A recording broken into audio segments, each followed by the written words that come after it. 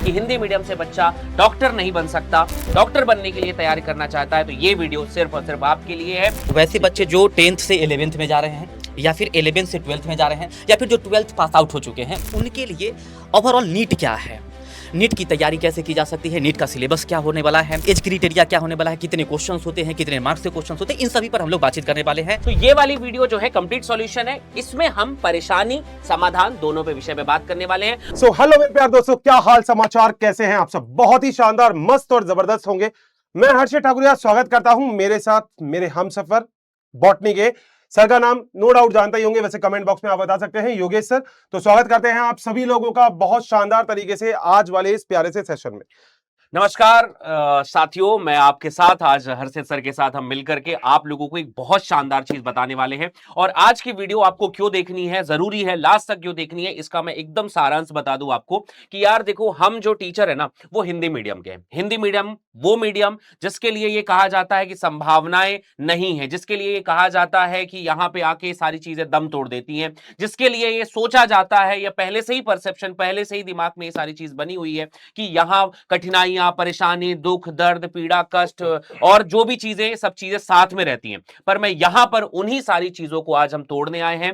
Hindi medium के बच्चों का वो परसेप्शन, वो दिमाग में बसी हुई एक धारणा कि हिंदी मीडियम से बच्चा डॉक्टर नहीं बन सकता, या फिर कोई बच्चा जो 10th से है, 11th से निकला, 12th से निकल गया, या फिर किसी एग्जाम की तैयारी कर रहा है, प्रिपेयर नहीं हो पा रहा है, अच्छे से नहीं कर पा रहा है, नीट एग्जाम के लिए, डॉक्टर बनने के लिए तैयारी करना चाहता है, तो ये वीडियो सिर्फ और सिर्फ आपके लिए है। हिंदी मीडियम का बच्चा अगर परेशान है तो आज इस परेशानी का समाधान होगा। मैं अपने साथ ऐसे और भी बहुत सारे एक्सपर्ट को लेकर हम साथ में यहां पर लेकर आएंगे जो आपको बताएंगे कि हिंदी मीडियम का परेशानी क्या है, और आज हम उसका सॉल्यूशन में बदल देंगे। और सबसे बड़ा इंपॉर्टेंट चीज दोस्तों ये है, ये वाला वीडियो उन सभी बच्चों के लिए इंपॉर्टेंट हो जाता है जो इधर 10th अभी पास आउट करके आए हैं, 11th अभी पास किए, 12th पास किया, या फिर वो ड्रॉपर वाले भी है। बिल्कुल, क्योंकि देखो सबके लिए यहाँ पे कुछ ना कुछ जरूर है। मैं अभी सर से सेशन से पहले ये डिस्कस कर रहा था, मैंने कहा सर हम लोगों को भी, आपको, मेरे को, जब हम लिटरली तुम्हारी सी उम्र में थे तब हमको भी ये टेंशन रहती थी यार अब आगे करना है तो पूछे किससे। बिल्कुल। और सर इतनी सारी राय हो जाती है ना, और इंडिया में शायद राय बहुत फ्री मिलती है मगर काम की नहीं मिलती है। हाँ। है ना, आसपास इतना कंफ्यूजन, हमको, हम पहले ही कंफ्यूज होते हैं जिस हाँ। एज में, मतलब ये सारे बच्चे हमें सुन रहे हैं, बिल्कुल। ये एज ऐसी होती है कि कंफ्यूजन बहुत होता है। इधर उधर 10 चीजें अलग देश दुनिया में चल रही होती है, उसके बाद आप किसी से जाके पूछ लो कि हाँ अंकल क्या करूं मैं, बताओ। अंकल कहते हैं बेटा तू फ्लाइट उड़ा, हाँ, बहुत हाँ। बढ़िया, उसमें स्कोप बढ़िया है। मगर आजकल तो बेटा देखो, आपको पता है लिटरली जो आपने सोचा है, जो आपने सच में समझा है, आपको कुछ बनना है तो अब इधर उधर आपको ढूंढने की जरूरत नहीं है। एक ऐसा पैकेज आपको देने वाले हैं पढ़ाई के साथ साथ, जिसके अंदर आपको जितने भी दिमाग में क्वेश्चन है ना, वो सारे क्वेश्चन हम फुलफिल करने वाले हैं। सर एक चीज और थी कि जैसे अब सर का भी और मेरा भी जो हमारा बैकग्राउंड है वो हिंदी मीडियम का है। हम जब स्ट्रगल करके यहाँ पर पहुंचे तो हमारे जीवन का एक उद्देश्य था कि हिंदी मीडियम के बच्चे जो भी जिस परेशानी को मतलब महसूस करते हैं, उस परेशानी को समाधान में हम बदले। अब लेकिन जब हम इस पॉइंट पे पहुंच गए कि हम उस समाधान को ला सकते हैं, क्योंकि हम खुद भी डॉक्टर बनाते हैं, बिल्कुल हजारों सर, बिल्कुल। डॉक्टर बना लिया है हम लोगों ने मिलकर साथ में, तो अब ये प्रॉब्लम का सॉल्यूशन में बदले कैसे? तो हमारे और सर के दिमाग में ये सवाल था कि यार आखिर हम उस बच्चों तक पहुंचे कैसे? तो इसका हमने एक बहुत आज शानदार समाधान निकाला है कि असल में प्रॉब्लम समझ में आती, क्योंकि हमने यार कठिनाइयों से लड़ने की चेष्टा की, तो आज हम थोड़ा सा पहुंचे हैं। बहुत सारे हिंदी मीडियम के बच्चों को सर पता ही नहीं है, या फिर हमें नहीं पता कि हम उन तक पहुंचे, बिल्कुल सर। या उनको नहीं पता कि वो हम तक कैसे पहुंचे। क्योंकि दो लोग हैं, यहाँ पे ट्रेन खड़ी हुई है, पैसेंजर भी है, पर वो स्टेशन में कैसे पहुंचे, Exactly. कौन से स्टेशन पे पहुंचे, कौन से डब्बे पे बैठे, सीट कौन सी होगी, ये बच्चे को नहीं पता है। ओवरऑल समाधान के बारे में बात होगी। हाँ। परेशानी तो बहुत सारी है ना, बिल्कुल। यहाँ पर केवल आपको मिलने वाला है समाधान, बिल्कुल। आपको मिलने वाले सॉल्यूशंस, और बहुत आसानी से ऐसे सॉल्यूशन जो हम आसानी से आपको समझा सकते हैं, आप आसानी से समझ सकते हो। तो रिलैक्स होके बैठना, बस जो भी हम बोलने वाले हैं सुनते रहना, अच्छे से समझना, और मेरे ख्याल से इस पूरे सेशन के बाद सर शायद इनको डाउट नहीं आएगा। और एक बहुत बड़ा सरप्राइज तो अभी आपके पास है, ये जो अभी हम शेयर कर रहे हैं ना, 2 बंदे अभी हम शेयर कर रहे हैं, एक तीसरे हम ऐसे महारथी को बुलाने वाले हैं जो शायद जब स्क्रीन पे आएंगे तो आप लोग तो यूं कहोगे चलो भाई तुम दोनों तो साइड में हो जाओ, अब तो मेन सर आ गए। मगर सबसे बड़ी चीज क्या है दोस्तों, ये बॉन्डिंग होती है। ये सच में एक ऐसी चीज है जिसमें सर भी ये चाहते हैं, सर भी चाहते हैं, मैं भी चाहता हूं, हमारा सिस्टम भी चाहता है कि हम मिलके बच्चों के लिए कुछ करें। क्योंकि सर देखो, ये बात आप भी जानते हो कि हो सकता है कि बच्चों को मेरी बात 1% समझ में कम आए, मगर आपकी बात 1% ज्यादा समझ में आ जाए, तो ये बड़ा इंपॉर्टेंट होता है। तो मेरे ख्याल से हम सबको ये इंपॉर्टेंट नहीं है कि आप मेरे से अच्छे से समझ रहे हो, सर से समझ रहे हो, हमारे लिए इंपॉर्टेंट ये है कि आप जो सच में सोच के इस सेशन के लिए आए हो ना, वो बस आपका पॉइंट बिल्कुल क्लियर होना चाहिए, इसके बाद कोई डाउट नहीं है। कोई शंका नहीं, केवल और केवल समाधान, बस फिर चलना है हमारे साथ इस जर्नी के अंदर। बिल्कुल, ये हिंदी मीडियम का एक ब्रिज है। देखिए, सबसे बड़ी चीज ये होती है ना कि 11-12 तक तो फिर भी भारत का बच्चा, चाहे वो हिंदी मीडियम का हो, चाहे वो किसी भी मीडियम का हो, पढ़ ही लेता है। बिल्कुल पर सर। इसके बाद जो भविष्य की उड़ानें होती है ना, उसके बीच में जो ब्रिज का काम होता है, वो सबसे इंपॉर्टेंट होता है, और वो ब्रिज ही सबसे ज्यादा कमजोर होता है, खासकर हिंदी मीडियम के लिए। बिल्कुल। हमारे पास अच्छी सलाह नहीं है, हमारे पास अच्छी परेशानी नहीं है, और हमें परेशानी का समाधान नहीं मालूम, हमें पता ही नहीं कि इसको कैसे निकालना सर है। एक्चुअली बच्चा ना मेरे ख्याल से इस कंडीशन में आता है ना, तो वो मैक्सिमम ये कहता है कि चलो यार एक काम करते हैं, यूट्यूब पे चल के ढूंढते हैं, हाँ, हाँ, गूगल पे हाँ। चल के ढूंढते हैं। हम्म, मगर मेरे ख्याल से उसके बाद भी सर वहां पे इतने वीडियोस होते हैं कि बच्चा खुद कंफ्यूज हो जाता है कि मैं किसकी बात सही मानूं। बिल्कुल। तो मेरे ख्याल से कोई ऐसा तरीका, कोई ऐसा प्लेटफॉर्म, कोई ऐसी जगह अब आपको मिलने वाली है जिसके अंदर अब आपके छोटे छोटे जो पॉइंट्स है ना, इसके पूरे के पूरे पॉइंट्स का हम सॉल्यूशन करने वाले हैं। मजा आने वाला है इस सेशन में, बिल्कुल भी बोरिंग नहीं होगा। जहां बोरिंग होगा तड़का लगा देंगे। बिल्कुल। तो ये वाली वीडियो जो है कंप्लीट सॉल्यूशन है। इसमें हम परेशानी समाधान दोनों पे विषय पे बात करने वाले हैं। हमारे साथ हिंदी मीडियम के लिए और नीट के लिए ब्रिज का काम करने वाले हैं केमिस्ट्री के एक महारथी, जिन्होंने बोर्ड के लिए, खासकर हिंदी मीडियम के बोर्ड के लिए बहुत शानदार काम किया है, और वो है हमारे धुरंधर, बहुत जिन्होंने गर्दा उड़ा रखा है यूपी, बिहार, झारखंड, इन सभी बोर्ड्स में, और उन बच्चों की परेशानी लेकर उनके रिप्रेजेंटेटिव बनकर हमारे पास आ रहे हैं निशांत सर, जो पढ़ाते हैं केमिस्ट्री। स्वागत करिएगा एक बार, बहुत ही बढ़िया सर आ रहे हैं। Welcome welcome Nishant sir, sir. Welcome Nishant sir. Welcome welcome Nishant sir, आपका बहुत स्वागत है। थैंक यू सर, इतने अच्छे, इतना इंट्रोडक्शन तो कोई नहीं दिया था मेरा। मैं सर के बारे में थोड़ा पहले से ही बता दूं, सर हिंदी मीडियम के बोर्ड्स के सेगमेंट पे बहुत बड़े महारथी हैं, और ये वीडियो हम लाने के पीछे एकमात्र उद्देश्य है कि सर उन बच्चों की परेशानी या उन बच्चों की बागडोर जिन्होंने उन्होंने 12th तक लाया है, वो अब नीट के मंच में पहुंचाने के बिल्कुल लिए सर। ये यहां तक पहुंचे हैं। तो ये ब्रिज का काम कर रहे हैं बोर्ड और नीट के बीच में। हाँ सर, बिल्कुल। मेरा नाम निशांत कुमार है। ऐसे बिहार के बच्चे जो मुझे देख रहे होंगे तो पहचान ही रहे होंगे, बिहार, यूपी, झारखंड के। और हमारे साथ है योगेश शुक्ला सर और हर्षित सर हैं। जी सर। जो बिहार के बच्चे सर पढ़ रहे होंगे, देखेंगे वीडियो, उनके लिए मैं थोड़ा सा आपको आपके बारे में बताना बिल्कुल, चाहता जरूर, हूँ। जरूर, जरूर। ये भी हमारे बायो फैकल्टी हैं, ये भी हमारे बायो फैकल्टी है। मतलब दोनों ही बायो का मतलब कि फील करके कहते हैं ना, कनेक्ट नहीं, फील करके पढ़ाना, बायोलॉजी को महसूस करवाते हैं, उस प्रकार से पढ़ाते हैं। तो अक्सर सर हमारे जो बच्चे होते थे ना, जो मैं लगभग 5-6 साल से पढ़ा रहा हूँ ना, तो वो अक्सर 12th के बाद हमसे पूछा करते थे कि सर जेईई नीट के लिए ना कुछ बताओ। तो मैंने काफ़ी सारे आप लोगों से बात कर, मैंने एक ये अभिषेक सर से भी बात करा है जी, जी, जी। इस चीज़ के बारे में कि सर एक छोटा सा सेशन जरूर होना चाहिए। तो सर अभी जो है ना, हम लोग इस पर ही बात करने वाले हैं कि वैसे बच्चे जो 10th से 11th में जा रहे हैं, या फिर 11th से 12th में जा रहे हैं, या फिर जो 12th पास आउट हो चुके हैं, उनके लिए ओवरऑल नीट क्या है, नीट की तैयारी कैसे की जा सकती है, नीट का सिलेबस क्या होने वाला है, उसके लिए एज क्राइटेरिया क्या होने वाला है, कितने क्वेश्चंस होते हैं, कितने मार्क्स से क्वेश्चंस होते हैं, इन सभी पर हम लोग बातचीत करने वाले हैं। और आप लोग तो इस समय धुरंधर है, अभी सारा के सारे जवाब देंगे आप लोग।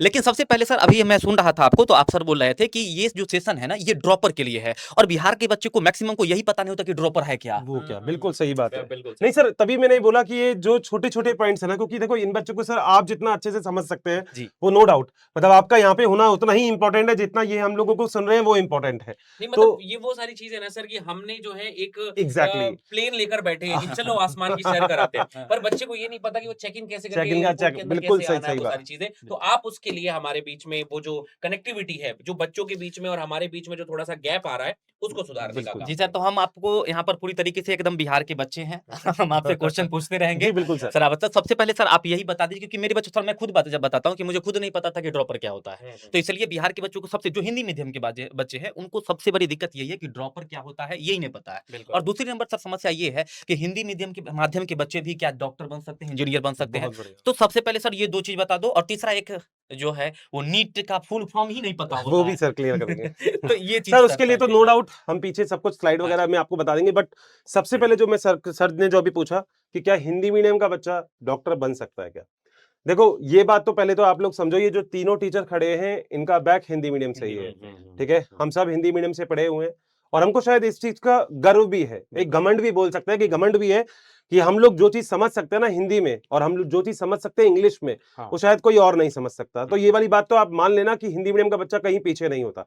अगर आप जिन टीचरों से पढ़ रहे हैं उनको आपको लगता है कि हम पीडब्ल्यू जैसे इतने बड़ी संस्था के साथ अगर हम जुड़े हैं, हम अलग सर के साथ जुड़े हैं, तो कहीं ना कहीं मतलब सर को भी ये विश्वास है कि नहीं, मतलब आप लोगों के लिए वो भी इतना सर सोच रहे हैं, इतना कर रहे हैं, तो इसका मतलब आप ये चीज तो मान लो कि हिंदी मीडियम के अंदर ताकत क्या है वो तो खैर हम लोग बता देंगे, मगर मेरे को लगता है दोस्त वो बताना है ना, वो नो डाउट सिलेक्शन के बाद, हम्म। उससे पहले तक दुनिया को वो शांति नहीं होती तूफान से आने के पहले, बस वो वाली सिलेक्शन के बाद बात करेंगे। पहली बात तो वो क्या होती है। एक सर आपने मेरे से बोला कि अभी ये ड्रॉपर क्या होता है, वो मैं बताता हूँ।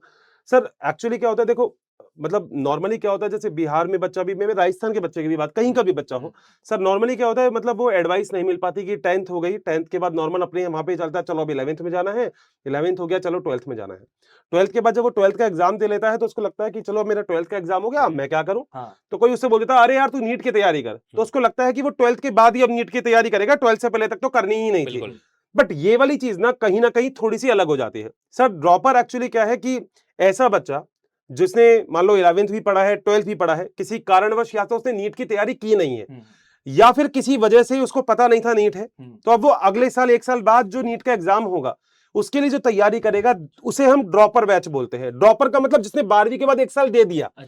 बट सर मैं ये चाहता हूं कि वो 1 साल देना नहीं है ना। क्यों देना है सर वो 1 साल? यहाँ पे वो बच्चा सर जो 12th पास आउट है उसके लिए तो खैर कोई दिक्कत है कि उसको 1 साल ड्रॉप करना है, मगर जो 10th मूविंग बच्चा है, जो 10th पास कर चुका है, मैं लिटरली आपसे बोलता हूं 11th पढ़ो हमारे साथ, 12th पढ़ो हमारे साथ, ड्रॉप वाली बात तुमको सुननी भी नहीं है, जरूरत भी नहीं पड़ेगी। भगवान ने 2 कान दिए ना बेटा, तो ड्रॉपर को तो यहां से सुन के यहां से निकाल देना है। आपने कभी भी सोचा भगवान ने 2 कान के पीछे, वैसे जुलॉजी के बारे में ज्यादा बात नहीं करता, 2 कान के पीछे दिमाग क्यों दिया है? यहां से काम की चीज सुनो, मतलब सारी बात सुनो, काम की चीज रखो, फालतू की चीज निकाल दो। बिल्कुल, मतलब लिटरली मैं आपको बता रहा हूं, आपको फालतू सोचना ही नहीं है, आपको ये बात सोचनी नहीं है कि मुझे ड्रॉप तक जाना है। जो बच्चे अभी 11th में है या फिर 12th में भी है, क्योंकि सर मुझे ऐसा लगता है कि 12th में रहता हुआ बच्चा भी नीट के लिए बहुत अच्छे से तैयारी कर सकता है, क्योंकि 12th का सिलेबस मुझे लगता है कि आप लोग बहुत आसानी से कंप्लीट कर सकते हो, तो वहां तक शायद कोई भी दिक्कत नहीं होनी चाहिए। क्या कहते हो? बिल्कुल बिल्कुल। मैं पॉइंट को और थोड़ा आपसे ही क्लियर करवाना चाहूंगा हाँ कि ड्रॉपर की बात चल रही थी, लेकिन मुझे ये जानना है, जैसे सर अभी बता ही रहे थे, लेकिन थोड़ा सा और इसमें क्लियरेंस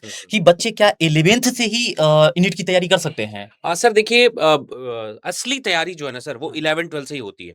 प्रॉब्लम ये होती है कि जब बच्चा अगर 11 मतलब एक दो पॉइंट बताता हूँ इसके। पहला, अगर आपने 11 से तैयारी स्टार्ट की तो उसका फायदा क्या है कि आप 11-12 2 साल होते हैं, और ये साल पे बच्चा जो है ना, मतलब इतनी उम्र हो जाती है। हमारे समय तो ये कहा जाता है 11-12 के बाद हमारे माँ बाप हमको बोलना बंद कर देते थे कि पढ़ना है ना, बड़ा हो गया बच्चा, पढ़ना है, पूछना है, अभी खुद कर लेगा। 10 से पहले एकदम भले दिन भर मार पीट के पढ़ा है, तो 11 तक बच्चा ना सिंसियर हो जाता है। अगर उस समय उस बच्चे को पता होना सर कि मुझे किस रास्ते पे आगे बढ़ना है, उसका माइंड अगर क्लियर होगा ना, तो वो 11 से अगर पढ़ेगा, सिलेबस वही है सर, 11th का सिलेबस, 12th का सिलेबस, और ये जब फिर 12th के बाद जब वो उस एग्जाम को देता है तो उसके बाद उसकी क्लैरिटी पहले से रहती है और एग्जाम को क्रैक करने के चांसेस ज्यादा बढ़ जाते हैं। जब अगर आप 12th के बाद आप जब एग्जाम के बारे में सोचोगे तो आपको थोड़ा सा नेगेटिव ये हो जाता है, एक थोड़ा सा नेगेटिव, वैसे बहुत बड़ा नेगेटिव नहीं बोलूंगा क्योंकि बहुत सारे बच्चों के साथ ये होता है कि नहीं समझ पाते, इसीलिए तो हम यहां पर हैं कि अगर आपके पास चांस है 10th के बाद तो आप उसको करिए, अभी से स्टार्ट करिए। अदरवाइज जब 12th के बाद होगे ना तो एक नेगेटिव आ जाएगा, यार मैंने 2 साल बर्बाद कर दिए, 11th बर्बाद कर दिया, 12th बर्बाद कर दिया, और उसके बाद जब आप स्टार्ट करोगे तो आपके पास एक प्रेशर जनरेट हो जाएगा। आप सोचने लग जाओगे कि यार मैंने तो 2 साल बर्बाद कर दिया, अब कैसे करूं। तो ये जो सर ने सबसे पहला सवाल पूछा था ना, ड्रॉपर, मैं तो कहता हूं आपको उसको जानने की जरूरत है भी नहीं। लेकिन सर इस बात पर ना मेरे माइंड में एक और क्वेश्चन आ रहा है कि अगर वो 11th से ही अगर नीट की तैयारी करने लगे तो क्या उसको फिर बोर्ड में दिक्कत नहीं होगा? सर एकदम सीधा सा कॉन्सेप्ट ये है सर कि अगर 11 से बच्चा पढ़ रहा है ना, अगर आप अच्छी तैयारी कर रहे हो कोई चीज की, है ना, मतलब आप आसमान की तैयारी कर रहे हो, तो आप खजूर में जरूर अटक जाओगे। तो मतलब ऐसा है कि बोर्ड जो है ना सर, वो बहुत आसानी से बहुत अच्छे मार्क्स से आप निकाल सकते हो अगर आप नीट की तैयारी बढ़िया। सर एक्चुअली क्या है, हम लोग ये सोचते हैं, मतलब ये बच्चे भी शायद ये सोचते होंगे कि जो नीट का एग्जाम होता है वो पता नहीं क्या होता है, क्या आता है उसमें। सही बात है। जबकि विश्वास करना सर, नीट के एग्जाम में आपको भी पता है, नीट के एग्जाम में केवल और केवल 11-12 आती है, बस पूछने का तरीका अलग हो जाता है। देखो बोर्ड के एग्जाम्स में क्या होता है कि भाई साहब भरो कॉपी, लो यहाँ से चालू करो, यहाँ तक लिखना है, 1 नंबर का क्वेश्चन, 2 नंबर का क्वेश्चन, 4 नंबर का, तो उसके अकॉर्डिंग अपन लिखते हैं 5 नंबर, तो जो भी मार्क्स होते हैं।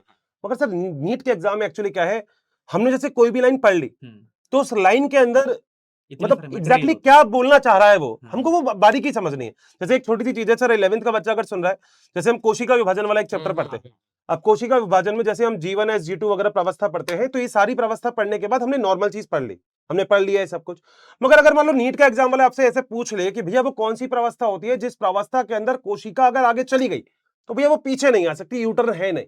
अब नो डाउट आपकी एनसीईआरटी चीजों को हो सकता है सही तरीके से बताती हो, मगर कई बार सर मैं जब जितने साल में कोई एनसीईआरटी पढ़ते हुए हो गए ना, ये बात योगेश सर आप भी मानोगे और निशांत सर आप भी कहोगे, मतलब हमेशा मुझे कुछ नया मिलता है उसमें। बिल्कुल बिल्कुल। मैं जितनी बार पढ़ता हूँ, मैं आज भी मेरे ख्याल से सर, मैं सेल डिवीजन या कोशिका वजन वाला कोशिका वाला चैप्टर भी जब मैं पढ़ता हूँ ना, तो मुझे लगता है, मैंने कहा यार इस लाइन को शायद मैं दूसरे तरीके से भी सोच सकता हूँ, तो शायद आंसर बहुत अच्छा मिलेगा मुझे। बिल्कुल सही तो शायद यही चीज बहुत अच्छी हो जाती है। तो आएगा बेटा 11-12 ही, कुछ अलग से नहीं, मगर टाइम। देखो मतलब लिटरली बता रहा हूँ, सारा गेम ही टाइम का है सर। मतलब एक बच्चा है जो जब मैं कोटा में था तो बहुत अच्छा कर रहा था, वहां पे बहुत अच्छा परफॉर्मेंस चल रहा था, मगर मैंने उसका हमेशा एक चीज बोला, मैंने कहा यार तेरा रहता पेपर बहुत अच्छा है, तो बहुत अच्छा परफॉर्म करता है, मगर तो तेरी ओएमआर बढ़ने की जो स्पीड होती है ना सर, वो आपने भी बेटा देखा होगा, ओएमआर बढ़ते हैं ना, वो गोले काले करते हैं, वो वाले फिल करते हैं पूरा। वो मैंने कहा तेरी ये स्पीड बहुत डाउन है। कह रहा नहीं सर मैं इसके ऊपर काम करूंगा। सर उसने काम थोड़ा कम किया और लास्ट में उसका यही रिस्पॉन्स था, अर्षित सर मेरी ओएमआर रह गई।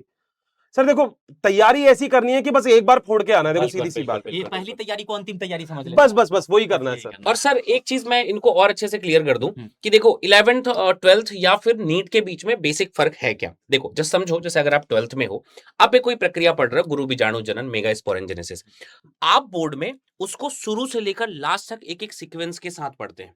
ठीक है, एक एक चीज की गुरु बीजाणु जनन यहां से स्टार्ट हुआ, उसकी मात्र कोशिका, फिर ये विभाजन, फिर अर्धसूत्री विभाजन, फिर समसूत्री, ऐसा कर करके वो ऐसा बना, ऐसा बेसिक समझ लेते हैं। इसी के कोई एक पॉइंट को उठा करके पूछ दे कि इसमें कितने विभाजन हुए हैं, यही है नीट। तो किसी चीज को ब्रॉड लेवल पे पढ़ना और उसको फिर बस। उसके जूम करके पढ़ना, मैग्निफिकेंस बढ़ जाता है। नीट में आप जूम करके पढ़ते हो, एक एक शब्द पे आपका फोकस बढ़ जाता है कि ऐसा होगा, कैसा होगा, क्या होगा, बस इतना ही फर्क है। और ऐसा अगर आप करते, जैसे आपने सर बोर्ड में आपके एमसीक्यू आते होंगे, सेम वही चीज है, 50% वही एमसीक्यू आते हैं, बिहार बोर्ड में बहुत सारे आते हैं। हाँ। तो वो एमसीक्यू जो होते हैं सर, वो क्या होता है कि पूरे कॉन्सेप्ट का कोई एक बिंदु उठा करके पूछ दे, उसी को थोड़ा सा और डिटेल कर दिया जाए तो उसके ऊपर नीट का एग्जाम बस यही है दोस्त। मतलब इसका हुआ मत बनाओ, इसको कुछ मत बनाओ, मतलब इतना आसान है, आप खुद देख सकते हो। यहाँ तीनों जो टीचर है तुमको चिल दिख रहे हैं ना, बिल्कुल मत। हाँ, अब तुम हाँ। खुद सोचो, हम इतने बैच पढ़ाने के बाद भी चिल रहते हैं, क्योंकि रीजन ये है क्योंकि आप लोगों का रिस्पॉन्स हमें इतना प्यारा मिलता है। सही बात। आप लोग इस तरीके से समझ लेते हैं, क्योंकि देखो यार टीचर मेरे ख्याल से एक ऐसा टीचर ही टीचर अच्छा होता है, ठीक है। जो मैंने अभी सर को देखा, Nishant sir, no doubt chemistry sir, मेरा तो केमिस्ट्री भी बहुत वीक था, खैर मैं मतलब मेरा तो मुझे था। तो आईयूपीएसी और क्वांटम के अलावा कुछ नहीं आता था। मुझे आईयूपीएसी और क्वांटम के अलावा सर कुछ थोड़ा नहीं सा आता था। सीरियस नोट हो गया, मगर मैं बताता हूँ योगेश सर, मैं ट्यूशन पढ़ता था केमिस्ट्री वगैरह का, अपने टाइम में ट्यूशन थोड़े से ज्यादा चलते थे सर। हाँ, तो मैं फिजिक्स का भी ट्यूशन पढ़ता था, केमिस्ट्री का भी पढ़ता था। तो केमिस्ट्री वाले सर एक आवर्त सारणी होती है सर, तो मेरे को एक टीचर ने बोला कि भैया आवर्त सारणी जो मेरे से जल्दी याद कर ले, फलाना ढिकाना। अब सर मुझे केमिस्ट्री सभी समझ में आई नहीं, वो SP1 SP पता नहीं सर क्या क्या था, कुछ है, होता है ऐसा कुछ। तो मुझे हमेशा लगा, मैंने कहा यार ये क्यों है, मुझे तो लग रहा था, मैंने कहा क्यों है। मगर सर उन्होंने एक दिन चैलेंज दिया, कह रहा बेटा एक छोटी सी बात है, और मैं हिंदी मीडियम वाला तुमको तुम्हारी ताकत बता रहा हूँ, इसकी ताकत क्या है तुम्हारी दिमाग के, देखो आज मुझे कितने ही सदियां हो गई, ये मान लो कम से कम 100-200 साल हो गए 11th पढ़े हुए। हाँ सर, मतलब fair and handsome sir, fair and handsome है ना। वो सब क्रीम का कमाल है, हाँ plastic क्रीम का कमाल है। surgery। मगर कितने भी टाइम हो गया, मगर सर ने मेरे से उस दिन मतलब सबसे बोला कि मेरे से जल्दी कोई प्रोजेक्ट टेबल याद नहीं कर सकता। तो देखो किसी भी चीज को अगर आपको लेना है ना, तो चैलेंज की तरह लो। उन्होंने सबसे बोला, सबने सुन लिया, उसमें मैं भी बैठा था। मगर मुझे लगा, मैंने कहा यार अर्षित करके तो देखते हैं एक बार, नहीं हुआ तो ठीक है, किसी से भी नहीं हो रहा, हम करके देख लेते हैं। सर देखो ये छोटा सा सेशन है, और बाद में हो सकता है सर इसको हम ट्रिम भी कर देंगे, कोई दिक्कत नहीं, मगर आपको लगेगा ये बॉटनी वाला केमिस्ट्री भी जानता है। क्या बात है, क्या बात है, क्या बात है। तो बेटा देखो शॉर्ट फॉर्म है, अपनी पीरियोडिक टेबल से मिला लेना, ठीक है। अभी बहुत आराम से बोल रहा हूँ। है ही लीवी पे बकनोफनी नामल से सिपस्क्लर कक्कस कैटी वकरमेन फिर कुंजगाजी अलसी बरका एप्सिलर नमुटा क्रूड पकड़ इंटेनेंटिमिनी टेजिनॉन कसबल ऑफ टावरे उसिलपेटू पोर्टन हट्टी पे भी फर्रा एक। तो मेरे ख्याल से जितने भी ऊपर के वाले लेंथ रेडेक्टर है, नीचे वाले को छोड़ दिए सर, ऊपर वाले लगभग सारे। अब तुम समझो यार, तो मेरी एक बात समझो, इसकी ताकत समझो तुम, तुम्हारे दिमाग की। तुम बोलते हो ना किसी जगह मुझे तो याद नहीं होता, तुमने इसको यूज ही नहीं किया। इसमें जो फालतू के गाने वाने भरे पड़े हैं ना इधर उधर के सर, देखो आपके वहां के भी, मेरी ट्रेडिशन के गाने, 2-4 इंग्लिश सॉन्ग, क्या मतलब भाई निकालो बाहर, वो काम नहीं आएंगे। अभी काम केवल एक चीज आएगी, सब्जेक्ट। अभी काम केवल एक चीज आएगी कि आपको सच में कैसे पढ़ना है। अभी सब कुछ निकाल दो, वो दोस्त अपनी जिंदगी से अभी हटा दो जो तुम्हें डिस्ट्रैक्ट कर रहे हैं, वो दोस्त अपनी जिंदगी में ले आओ जो सच में तुम्हें चाहते हैं तुम्हारा करना, तुम्हारा अच्छा करना। मम्मी पापा से नो डाउट बात करो, बड़े भाई बड़ी बहनों उनसे हेल्प लो, बस यही चीज। अपने टीचर की बात सुनो, 2 साल के लिए तपस्या सर, क्या कहते हो योगेश सर और निशांत सर? 2 साल की, अगर आप 10th पास आउट करके आ रहे हो तो 2 साल आपको हम वो एक कहते हैं, तो मुझे 2 साल दो, मैं तुम्हें सिलेक्शन दूंगा। बिल्कुल, तो बिल्कुल। बस वो 2 साल तुम्हें देना पड़ेगा। और ये कोई बहुत कठिन चीज नहीं है नहीं है यार, यार। मतलब मैं अब उम्र है, हम भी उस उम्र से गुजरे जहाँ बिल्कुल पे सर। लगता था कि पढ़ाई खत्म हो जाएगी तो जीवन में बहुत ऐश करेंगे, ऐसा वैसा। मैं उम्मीद के साथ बताता हूँ, मैं आज खुद भी एक टीचर हूँ। इस दुनिया का सबसे अच्छा और सबसे आसान काम है पढ़ाई करना। बिल्कुल अगर सर। आप इस रथ में सवार होते हैं तो आपकी जिंदगी के जितने भी दरवाजे इतनी आसानी से खुलेंगे कि आप सोच भी नहीं सकते। आप अपनी कठिनाइयों को अपनी बेड़िया मत बनाइए, उससे निकलिए। हम समाधान लेकर खड़े हैं। आप आपके जैसे आपके जगह से निकले हुए छोटे भाई जो आप लोग हैं, आपके बड़े-बड़े भाई निशान सर, हम उन्हीं परिस्थितियों से आज यहाँ पर पहुँचे हुए हैं। हम बहुत बड़े तो नहीं, पर इतना है कि हम अपने आस-पास के क्षेत्र के जिस भी खानदान से, जिस भी जगह से, जिस भी गाँव से हैं, वहाँ के लिए एक मिसाल हैं कि हमने उस बेड़ियों को तोड़ा है, कुछ ऐसा किया है जो वहाँ पे सोचना संभव नहीं था। बट सर सबसे बड़ी बात क्या है कि हम लोग इतनी जरूर तुमसे मतलब यहाँ पे कंफर्मेशन कर रहे हैं, ठीक है, कि जितना हमें आता है ना वो नीट के लिए बहुत है। बहुत, मतलब मुझे तुम्हें आलतू फालतू का ज्ञान देखो देना नहीं है। बिल्कुल। हमें बस मतलब तुम ये जब हमसे जुड़ोगे ना तो सर ये वाली बात सोच के जुड़ो कि जो हमने बोल दिया वो तो तुम्हें पढ़ना ही है। उसमें ये ऑब्जेक्शन नहीं हर्षित सर ये तो एनसीईआरटी में नहीं है, बिल्कुल, मगर तुम्हें पढ़ना है क्योंकि सर आपने भी देखा होगा कई बार बहुत सारी ऐसे ऐसी क्वेश्चन आ चीजें जाते हैं जो इधर पी और क्यूआर वाला क्वेश्चन अगर बिल्कुल, बिल्कुल, आप लोगों को पता होगा, आपने कोशिका वाला चैप्टर पढ़ा है तो उसमें छोटी गुणसूत्र भुजा। की छोटी भुजा और बड़ी भुजा के बारे में पूरी एनसीईआरटी में पी और क्यूआर में नहीं है, बट आया क्वेश्चन। तो हम लोग को कब से ही मतलब हम कब से ही डिस्कस करते थे, हम क्रोमोसोम के बारे में, लैप्टोटीन मतलब जो हम क्रोमोसोम पढ़ते थे, लैम्ब्रेस क्रोमोसोम वगैरह, नहीं और आता। हर कोई कहता था नहीं आता यार, ये आप एक्स्ट्रा क्यों पढ़ाते हो, आप एक्स्ट्रा क्यों पढ़ाते हो। मैंने कहा बेटा देख पूरा चैप्टर तूने पढ़ लिया है ना, इसमें 10 मिनट और सही। और क्या? सर मतलब मुझे लगता है कि इतना सही है सर, 10 मिनट तो दे सकते हैं और एक क्वेश्चन मिल जाए तो उसकी तो मतलब बढ़ाई क्या है, बराबर है। जो सबने छोड़ दिया मगर तूने कर लिया, तूने कर ये लिया, बात बिल्कुल अलग सही है। बात है। और ये यहाँ पे इस बात का जो सर बोल रहे हैं, ये इस बात की गारंटी है कि अगर आप हम तक पहुंच गए तो आपके एग्जाम में आने वाले बायोलॉजी, फिजिक्स, केमिस्ट्री के जो क्वेश्चन है वो आपके पढ़ाए हुए टॉपिक से बाहर नहीं होंगे। तो मतलब लिखा हुआ, दिया हुआ, पढ़ाया हुआ ही आएगा, इससे ज्यादा क्या नहीं आएगा। गारंटी दें। आपको बस करना है, हमारी बात का पालन करना है, जो भी कहा जाए उसको फॉलो करना सर मगर निशान सर इसके अंदर अब आपका नो डाउट आपका बिल्कुल रोल सर। बहुत इंपॉर्टेंट है। हाँ सर, आनी मतलब कि यही हम कहना चाहेंगे कि सर जैसा अभी बता रहे थे कि अगर आप पढ़ते हो, जैसे सर बताया कि कुछ टॉपिक एनसीईआरटी से बाहर भी आ जाता है, लेकिन सर पढ़ाते हैं उन टॉपिक को, मतलब सर लोगों की इतनी प्रैक्टिस हो गई है, इतनी एक्सपीरियंस है कि जब आपको पढ़ाते हुए रहेंगे ना तो पढ़ाते पढ़ाते बोल देंगे कि ये टॉपिक एग्जाम में आता है या पूछा जा चुका है। हो सकता है कुछ क्वेश्चन के ईयर भी बता देंगे कि इस साल ये क्वेश्चन पूछा गया, तो इतनी एक्सपीरियंस है। अब सोच करके देखो ना, कहता है ना practice makes a man perfect. अगर आपके पास प्रैक्टिस है तो बहुत वो परफेक्ट बनाता है। कोई भी चीज को आप पढ़ करके जाइए तो उतना बेहतरीन नहीं कर सकते हैं, लेकिन अगर एक्सपीरियंस है तो आप बहुत बेहतरीन कर सकते हैं। तो सर लोगों के पास इतनी खतरनाक एक्सपीरियंस है कि आप कह नहीं सकते हैं। बाकी आप लोगों को नीट के बारे में जितने भी क्वेश्चंस थे, सारे क्वेश्चंस के जवाब यहाँ पर सर लोग देंगे। अभी जैसे कि सबसे पहले जैसे मैंने सर से पूछा कि ड्रॉपर क्या है, ड्रॉपर के बारे में बता दिए। मैंने सर से पूछा कि क्या अभी से पढ़ा जा सकता है 11 से, तो बिल्कुल पढ़ा जा सकता है। मैंने ये भी क्वेश्चन पूछा कि अगर कोई बच्चे अभी नीट की तैयारी करते हैं तो क्या उनको बोर्ड में दिक्कत आएगा। सर ने बोला बिल्कुल दिक्कत नहीं आएगा, क्योंकि अगर आसमान की तैयारी करते हो तो खजूर पर आकर के जरूर गिर जाओगे, मतलब आराम से सुकून से पास कर जाओगे। तो ओवरऑल इतनी चीजों पर चर्चा हो चुकी है। अब सबसे बड़ी सवाल यहाँ पर ये है कि सर नीट क्या होता है, नीट का फुल फॉर्म ही हम नहीं जानते हैं। सर बिल्कुल है ना, कि नीट अगर हम मान के चलिए सर, अगर हम आईआईटी करते हैं, हमको आईआईटी का फुल फॉर्म ही नहीं मालूम तो फिर है, क्या फायदा कोई पढ़ने मतलब का नहीं है। तो हर एक सवाल का पहले सर जवाब देंगे। सर आप लोग पहले बताइए, बिल्कुल सर। मुझे जहां भी कहीं भी मुझे डाउट लगेगा मैं सर आप तुरंत पूछ बिल्कुल आप लूंगा। यही हो अभी हमारे साथ, तो आपके देखो सीधी सी बात है भैया, सर आपको हमसे ज्यादा अच्छे से समझते हैं, नो डाउट। अभी जब आपकी और हमारी बॉन्डिंग बन जाएगी, जब हम पढ़ना चालू कर देंगे तो फिर हम सर से भी कहेंगे सर अब तो हम भी समझने लग गए इन लोगों को, बहुत अच्छी बात है। अब जितने भी बिहार के बच्चे सर इस वीडियो के देख रहे अरे हैं नहीं ना, सर बहुत मैं अच्छे। सबको सर कहता हूँ। इनफैक्ट हम जितने भी बैच हम भी पढ़ाते हैं तो हाँ। उनमें बिहार के बच्चे बहुत सारे हैं, हाँ, नो बिल्कुल डाउट सर। आपको भी अच्छा लगेगा कि उनमें से बहुत सारे बच्चे बोलेंगे हम योगेश सर से पढ़ रहे हैं, हाँ, हर्षित सर, बिल्कुल तो अच्छा सर हम मेरी तो टर्मिनोलॉजी आदि हो गई सर, गर्दा उड़ा दिए, भौकाल, है ना, प्रचंड, ऐसे करके शब्द बोलने लगा हूं सर मैं। सर कल मेरे क्लास में अभिषेक जैन सर आए थे। हाँ, हाँ। सर जाते ही मतलब बच्चा सब कहने लगा कि ये अर्जुना में पढ़ा रहे हैं सर, हाँ, ये हाँ, मंजिल हाँ। सीरीज में पढ़ा रहे हैं सर, तो बच्चे तो ऑलरेडी जानते अरे हैं सर ये आपको। बहुत टाइटैनिक आदमी है, पता है, ये जितने सुन रहे हैं ना ये अपन को,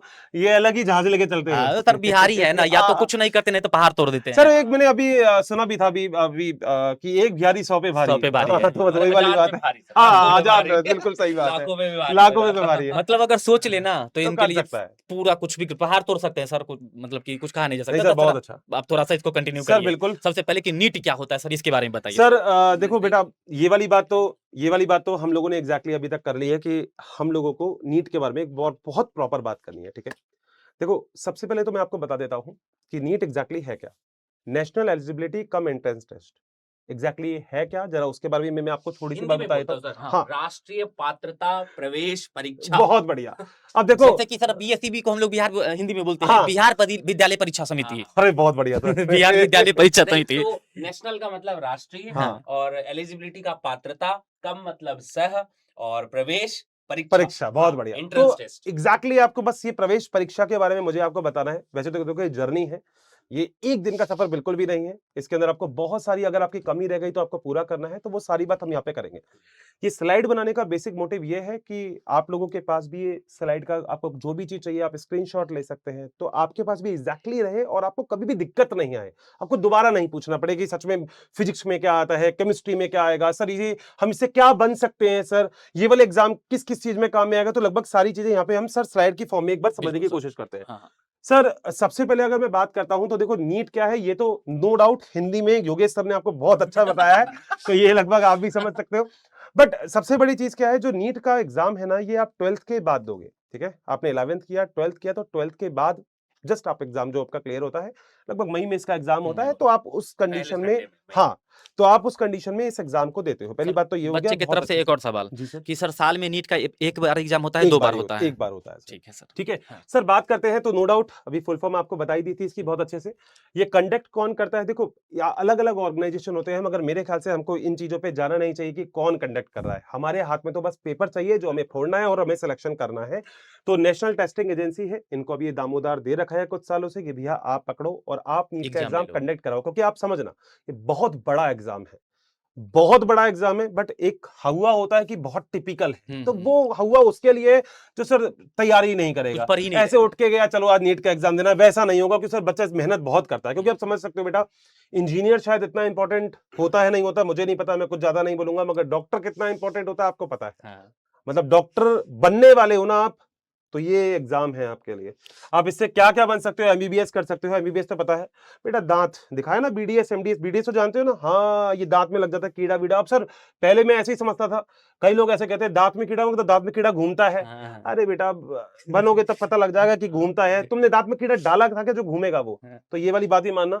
साथ साथ हम बीएमएस कर सकते हैं, बीएचएमएस और वेटनरी। अब देखो मैं आपको लिटरली इन सब चीजों के बारे में बताऊं, इधर उधर की बात साइड में रखो, केवल एक फोकस करो, एक टारगेट पे फोकस करो, और वो टारगेट तुम्हारा एक ही है कि तुमको एम्स जाना है, बस कहीं नहीं है। और मैं कह रहा हूं दोस्त, लड़ाई करो तो हमेशा पहली सीट के लिए करो, दूसरी तीसरी में तो कोई दिक्कत है ही नहीं।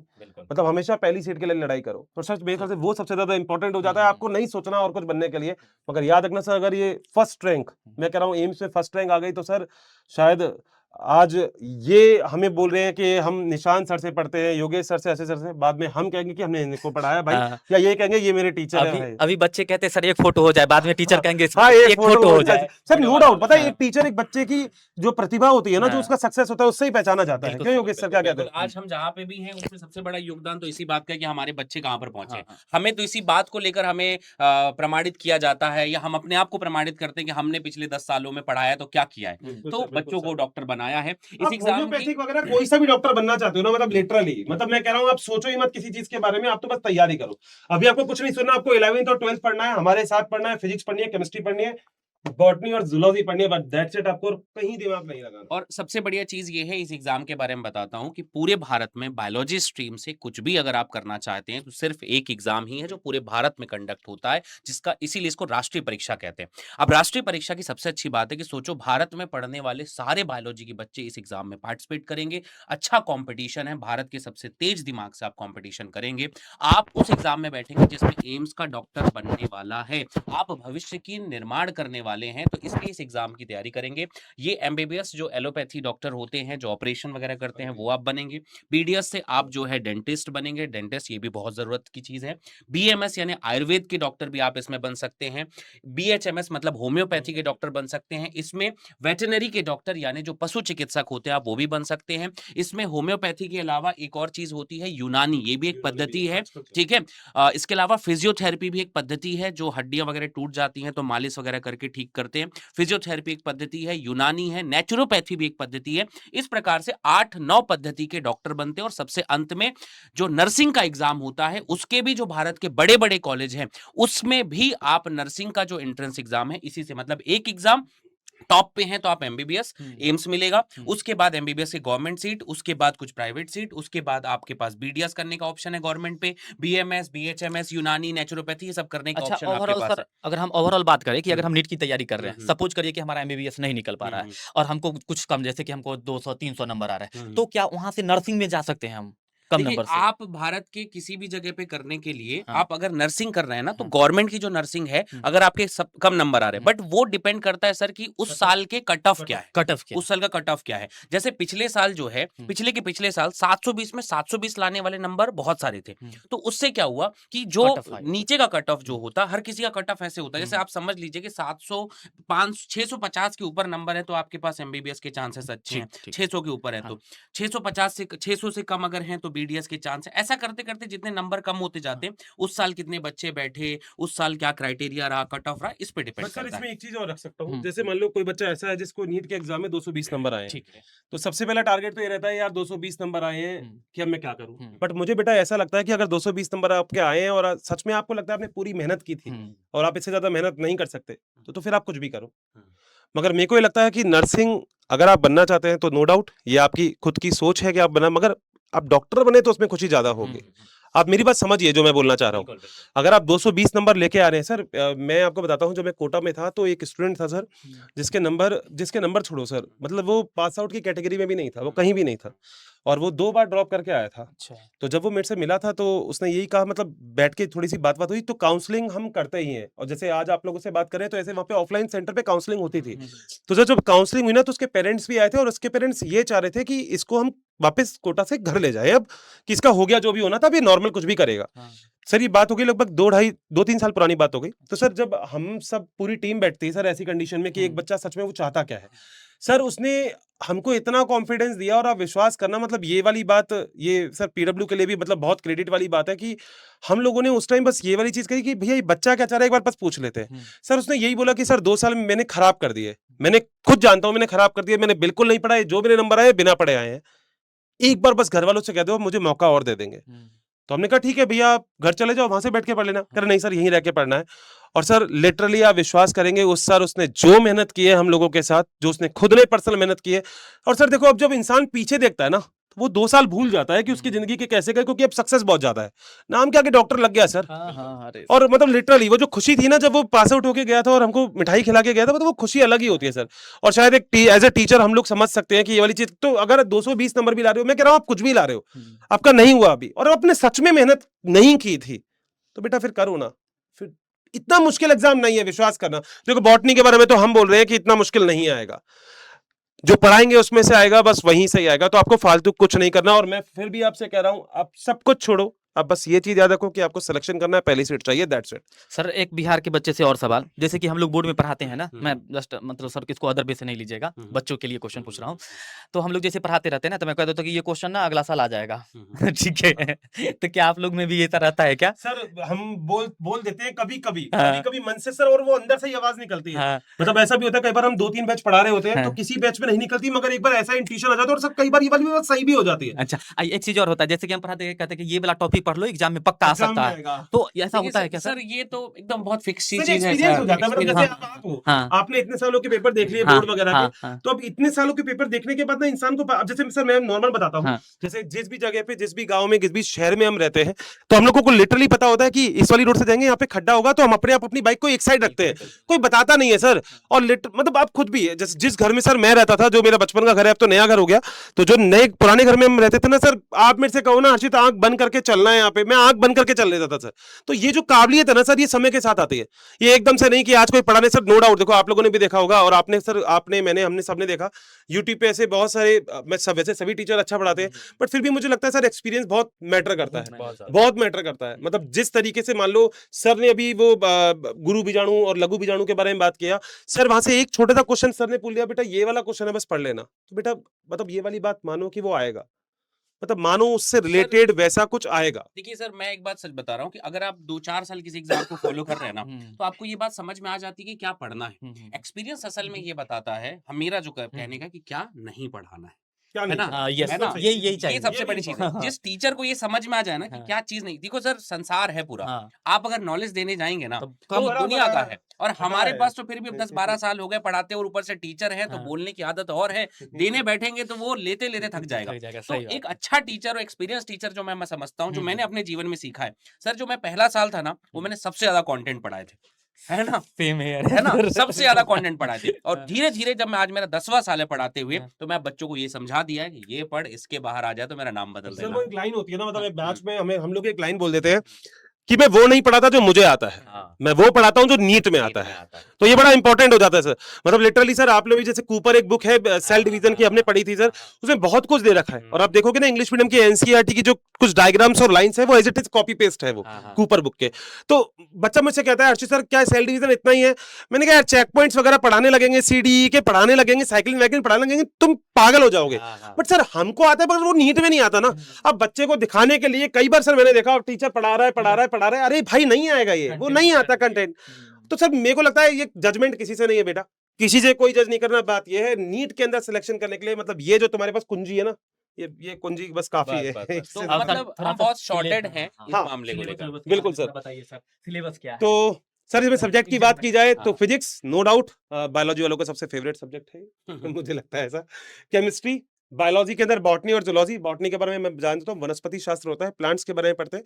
बट ऐसा नहीं है पूरा प्लांट्स ही है, इसमें बहुत सारी चीजें मजेदार है। इसमें बहुत सारी चीजें आपको ऐसे मिलेगी कि तुम ऐसा क्यों हो, जैसे बोलिए गाना सुनो, मैं ऐसा क्यों हूँ, मैं ऐसा क्यों हूँ। तुम्हें लगता है कि ऐसा चलता हूँ, ऐसे तुम्हारे पापा चलते हैं। लड़के तुमसे कई बार तुम्हारे पापा ने बोलते हैं बिल्कुल मम्मी की तरह जीतती रहती है तू।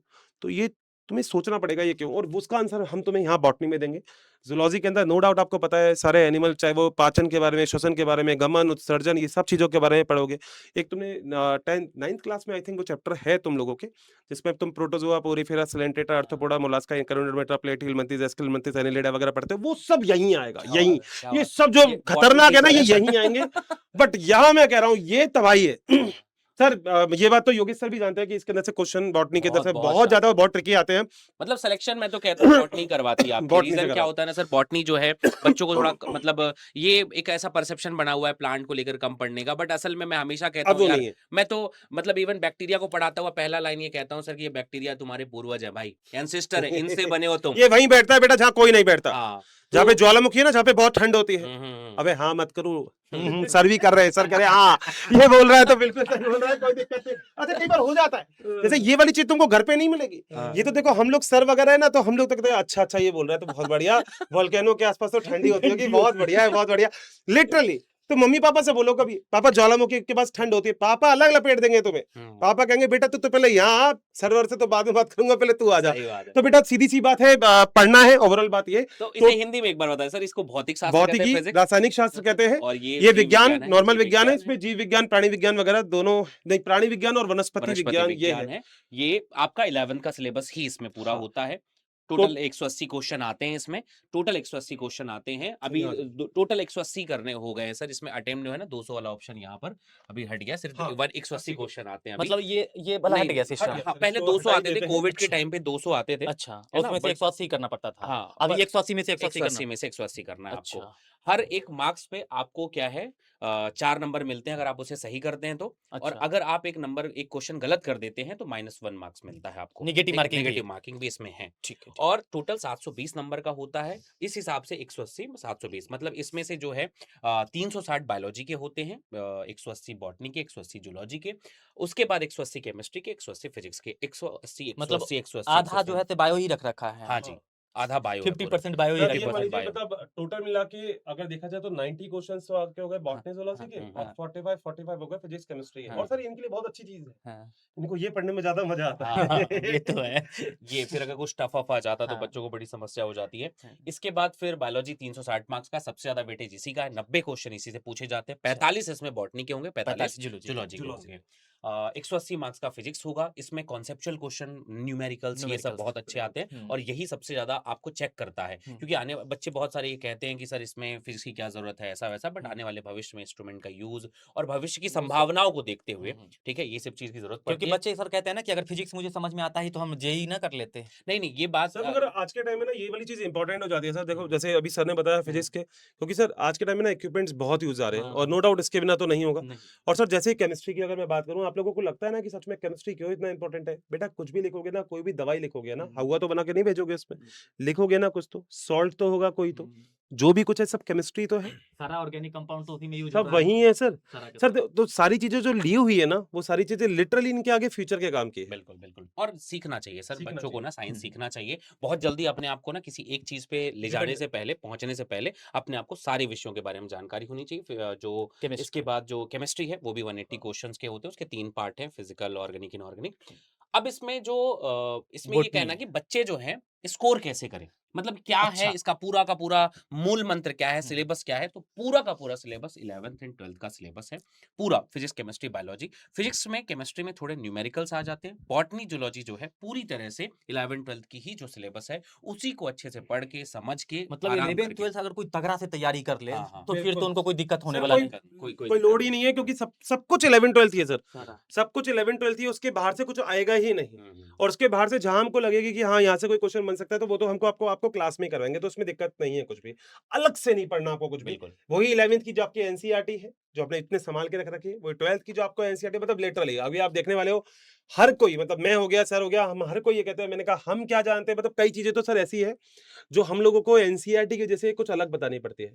जैसे एनएडीपीएस2 और एफएडीपीएस2 की जो वैल्यू है ना, वो हम लोग अलग बताते हैं। बट जब ये एमबीबीएस के फर्स्ट ईयर में जाएंगे तो ये कहेंगे sir 11th class 12th class में तो आपने अलग बताई थी, यहाँ अलग बता रहे हैं। सर हम वो बताते हैं जो मैं फिर आपसे बोला, हमारी NCERT हमें में- जो आता है वो इंपॉर्टेंट नहीं है सर, हाँ। जो एनसीईआरटी में है सर। क्योंकि सर आप उसको चैलेंज नहीं कर सकते, हाँ। क्योंकि सब बच्चे एनसीईआरटी से पढ़ रहे हैं, तो ये सबसे इंपॉर्टेंट है। तो विश्वास करना, केवल और केवल आपको डायग्राम पे सबसे ज्यादा इंपॉर्टेंट, बॉटनी बहुत अलग है, पढ़ोगे जिस दिन पता लगेगा, जूलॉजी अलग है, मगर फोकस ऑन द डायग्राम। मैं केमिस्ट्री के बारे में, फिजिक्स के बारे में ज्यादा नहीं बता सकता सर, उसके बारे में आपको थोड़ी सी अच्छी राय दे सकते हैं, मगर बॉटनी के बारे में योगेश सर और मैं आपसे यही कहेंगे, डायग्राम पे फोकस करोगे, जैसा बोलते हैं वैसा करोगे, तो सब कुछ इजी है। मतलब अगर इस चीज को और आसान भाषा में मैं कहूं तो सर की क्लासेस यूट्यूब पे है, मेरी क्लासेस यूट्यूब पे है, जाके एक नीट की क्लास है, एक पहले चैप्टर का पहला क्लास जाके देखिए, आपको समझ में आ जाएगा कि फर्क क्या है। बस इनमें सर एक चीज दिक्कत ये हो जाती है, जो बच्चा बोर्ड का होता है ना थोड़ा सा, और मैंने हिंदी मीडियम में, मैं खुद भी वैसे ही विद्यार्थी था, तो मैं बच्चों की प्रॉब्लम ये वाली शायद आप बताइएगा सर आज भी वैसा ही है मामला कि नहीं?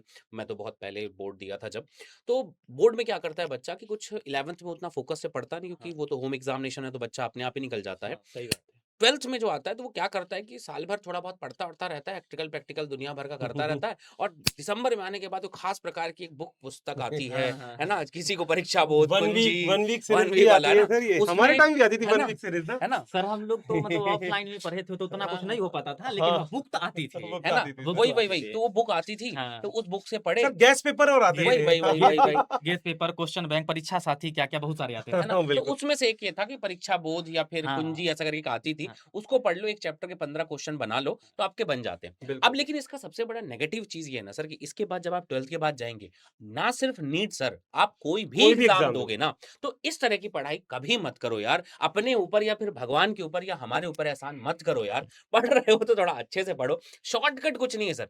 नॉलेज का ना कभी किसी चीज का शॉर्टकट नहीं, आपके पास एक पुस्तक है, वो आपका सबसे बड़ा साथी है, मन लगाइए उस पे, उसको बिल्कुल। घोल के पीने की कोशिश करिए, जितना मन लगे उस पे इसमें सर लगे। एक मेरा जो अपना अभी तक का अनुभव है वो हम आपके साथ शेयर करना चाहेंगे कि हम जब पढ़ते थे ना तो हम्म। हमारा ये इच्छा होता था कि हम कोई भी टॉपिक अगर जैसे आपसे हम पढ़ रहे हैं तो हमारा इच्छा ये होता था कि अगर हम आपसे वो टॉपिक पढ़ रहे हैं ना तो हमारे पास में इतनी कैपेबिलिटी हो जाए कि हम आपको भी फिर वापस से बैठा करके पढ़ा दें। बिल्कुल बिल्कुल बिल्कुल बिल्कुल सर, बिल्कुल बिल्कुल बिल्कुल कि सर देखो, मेरी मेरी अपनी सर यही रहा बहुत है, सही। सब दिन से यही रहा है। और मैं एक चीज और बताऊं कि कोई भी टीचर्स हम लोग तो ऑफलाइन पढ़े हैं तो पढ़ा दिए तो मुझे ना उससे बहुत ज्यादा ये नहीं आता, सेटिस्फेक्शन नहीं आता था, फिर मैं बुक एक बार जरूर रीडिंग करता था, बहुत सही। तब जा करके मुझे अंदर से अपना सेटिस्फेक्शन मिलता था, सर संतुष्टि तब मिलती तब थी। आप यहाँ पे टीचर यहाँ पे पहुंचे सर, सर, वो आप ये ये मैं वाली समझ पा अपनी रहे हो। खुद की बात बताया हूँ। सर ये तो एक्चुअली ये होता ही है, मतलब ये आपकी बात और सर भी ये बात मानेंगे हाँ। कि खुद के पढ़ने के लिए, खुद को पढ़ाने के लिए इतना नहीं करना पड़ता, मगर जब आपको सच में किसी दूसरे को पढ़ाना होता है ना, क्योंकि आप उस कंडीशन में रटा नहीं सकते हो उसको सर। आपको जो कॉन्सेप्ट, मान लो मेरे को कुछ जेनेटिक्स में नहीं समझ में आया सर, आनुवंशिकी बेटा में मान लो मेरे को कुछ नहीं समझ में आया, कोशिका वाले चैप्टर में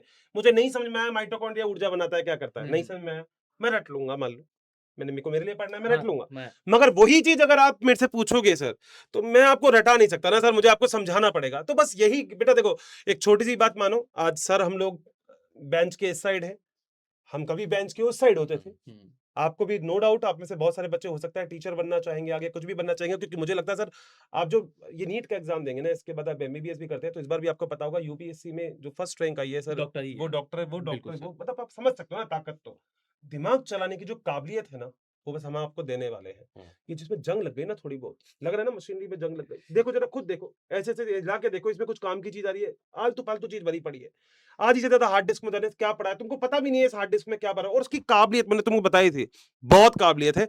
बट सबसे बड़ी बात, चलते रहो यार, चलते रहो बस। यहाँ तक सर आपको लेके आए, इससे आगे जो सर ने मतलब जो रोड मैप वाला जो है ना, सर ने यहाँ तक कंप्लीट किया। अब हमें बहुत बड़ा अच्छा लगा, सर ने इतना हम पे ट्रस्ट किया कि नहीं यार, मैंने इन बच्चों के साथ इतनी मेहनत की है, तो आगे हर्षित सर बस, योगेश सर आप थोड़ा सा कुछ ऐसे कि हम मिलके और मेहनत करें और इनको सिलेक्शन तक ले जाए। बिल्कुल सही। यार देखो, मेरा फेलियर जो है ना वो बस केवल मेरा होना चाहिए, वो बिल्कुल। तुम्हारा नहीं होना चाहिए। बिल्कुल, बिल्कुल। तभी तो तुम मेरे से ज्यादा सक्सेसफुल बनोगे। हम्म। मैं मर्सिडीज चला रहा हूँ, तो मैं चाहूंगा कि तुम BMW ऑडी वगैरह चलाओ, और ये कहो ये लो योगेश सर एक आप रखो, सर एक जेट प्लेन खड़ा हुआ है मेरा, खाली है सर, ये लो ये आप रखो चाबी, ऐसा।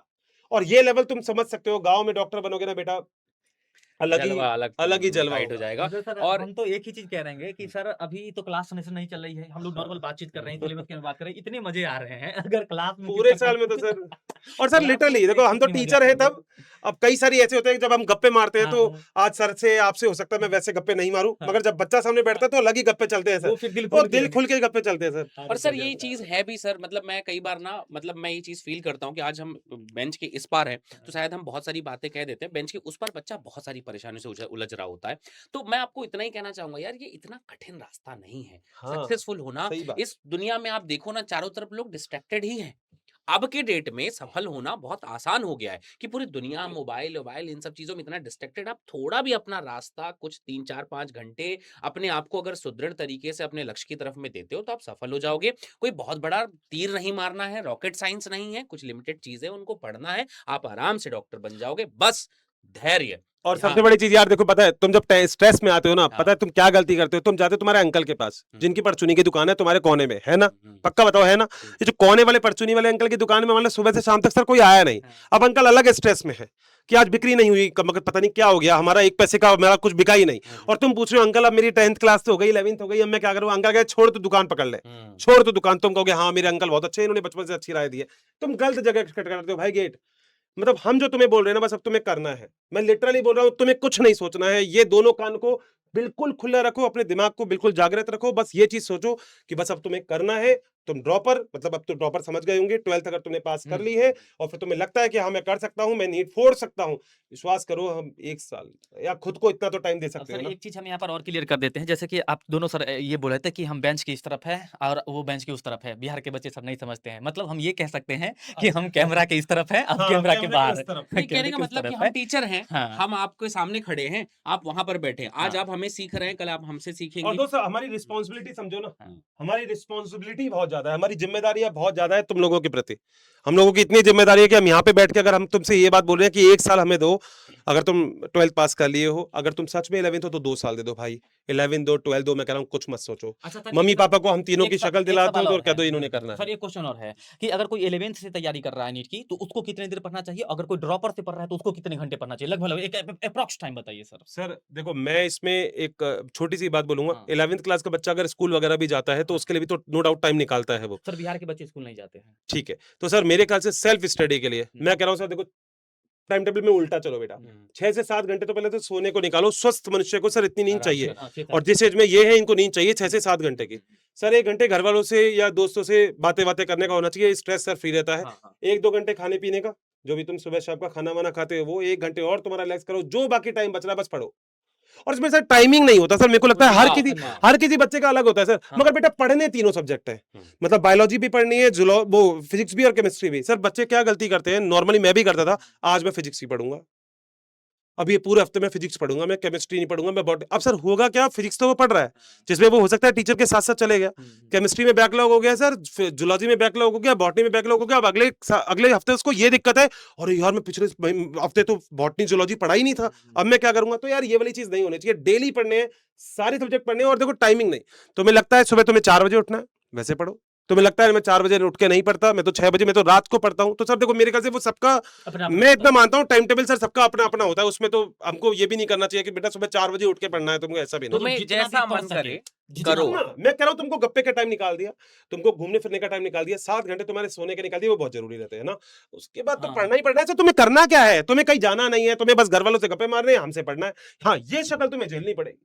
ये झेल नहीं पड़ेगी। हाँ, ये मैं तो मैं कह रहा हूँ, मैं तो पड़ेगी। कई बार हेलमेट पहन के भी गया हूँ सर क्लास में। यूट्यूब पे तुम चेक कर रहे हो, मैं हेलमेट, एक बार एक बच्चे ने लिया, हर्षित सर हमें आपकी शक्ल नहीं पसंद, मैं तू ले, तुझे पढ़ना तो मुझसे ही पड़ेगा। कह रहे मैं पढ़ूंगा आपसे। तो मैंने ठीक है सर, अगले दिन मैं आपको दिखाऊंगा सर, मैं हेलमेट पहन के, मैं हेलमेट पहन के पूरी क्लास में मैं हेलमेट पहन के पढ़ाया कम से कम 20 मिनट। वो बाकी बच्चे बोलने लगे हर्षित सर शक्ल नहीं दिख रही। मैंने कहा इसको नहीं देखनी मेरी शक्ल, मैंने पढ़ेगा तो तू मुझसे, कह पढ़ूंगा आपसे मगर शक्ल नहीं देखनी। मैंने कहा कोई दिक्कत नहीं है सर। देखो मुझे क्या लगता है, ये चाहे हमारी बुराई करे सर, मुझसे मैटर नहीं करता।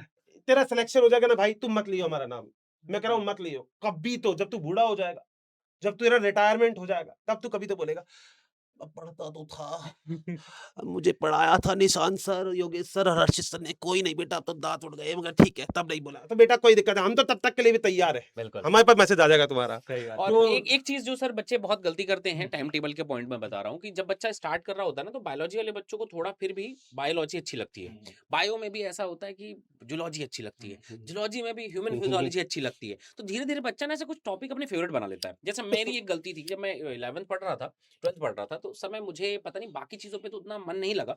मैं जेनेटिक्स पढ़ा तो मैं मेंडल साहब के बारे में सोचते, तो मेंडल साहब एक बहुत ग्रेट साइंटिस्ट हैं, है ना। वो अपनी मृत्यु के बाद जो है वो फादर ऑफ जेनेटिक्स बने, मतलब अनुवांशिकी के पिता कहलाए। तो ये कहानी मुझे बड़ा एकदम बड़ा गजब लग गई। तो मैं मेंडल मेंडल मेंडल मेंडल पढ़ता था।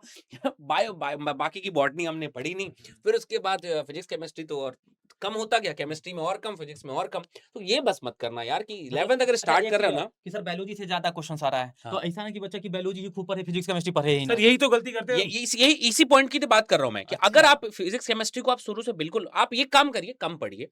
कम पढ़िए मतलब इतना कि ठीक है आप उसको बहुत ज्यादा नहीं जान पा रहे, पर अगर एकदम अनभिज्ञ रहेंगे ना उस चीज के बारे में, तो मतलब इवन ऐसा होता है सर कि कई समय के बाद मुझे ना कोई फिजिक्स पढ़ा रहा है, मुझे ये तक याद नहीं होता था, समझ में आ जाता था कि आखिर कौन सा चैप्टर कौन सा टॉपिक चल रहा है। ठीक है, तो ये गलती मत करना भाई। मतलब मुझे तो एक मतलब बढ़िया, मैं सर 12th के बाद ऐसा बिल्कुल सही पढ़ने के बात लिए है। गया, तो इतना मत करना भाई। आज ऐसा हो जाता है, तो आप अनभिज्ञ मत रहो, उसके साथ रहो। अपनी कठिनाइयां जो तुम्हारे सामने में, तुम्हें देखो सर, इस जीवन में दो रास्ते आते हैं हमेशा। जब भी आप किसी भी मुकाम पे खड़े होंगे ना, तो दो रास्ते होंगे जब आप आगे बढ़ेंगे। एक वो जो करने में मजा आता है, और एक वो जो करने की आवश्यकता होती है। इन दोनों रास्तों में आप जीवन के हमेशा पड़ाव पे आपको जो करने की आवश्यकता है उस चीज की तरफ में गुजरे। ये बहुत अलग सी लाइन है, बहुत सारे टीचर इसको गलत भी बोलते हैं कि मजा आना चाहिए, बट नहीं, आवश्यकता जिस चीज की होनी चाहिए। आपको आवश्यकता फिजिक्स केमिस्ट्री बायोलॉजी तीनों पढ़ने की है, आपको तीनों पढ़ना पड़ेगा। अच्छा लगे तो पढ़िए, नहीं लगे तो पढ़िए, बट पढ़िए। सर मगर एक बात इसमें बिल्कुल सही बोल रहे हैं, और देखो ये वाली बात शायद तुमने कही, हमने भी की थी। मेरा कभी भी पढ़ने का मन करता था, मैं हमेशा बायोलॉजी उठाता था, मैंने कभी फिजिक्स नहीं उठाई। बेटा आप आपका बायोलॉजी उठाते थे सर, जेनेटिक्स, हाँ, मैं डायरेक्ट जेनेटिक्स एक literally चैप्टर पढ़ता और था। आप समझो ना सर, जो सब्जेक्ट आप बार बार पढ़ोगे, स्ट्रॉन्गर गेट स्ट्रॉन्गर सर, और वीकर गेट वीकर। जो वीक होगा आपका वो और वीक होता जाएगा, क्योंकि आप उसको टाइम ही नहीं दे रहे। बेटा आप लोगों का अगर सब्जेक्ट फॉर एग्जांपल बायोलॉजी बहुत अच्छा है, और नो डाउट आपका अच्छा ही रहेगा अगर आपने बायोलॉजी ली है तो, ठीक है। इसमें वैसे भी बहुत सारे बच्चे होंगे जो कहेंगे हर्षित सर मैं ले तो नहीं रहा हूं, वैसे मेरी मैथ बहुत स्ट्रॉन्ग है।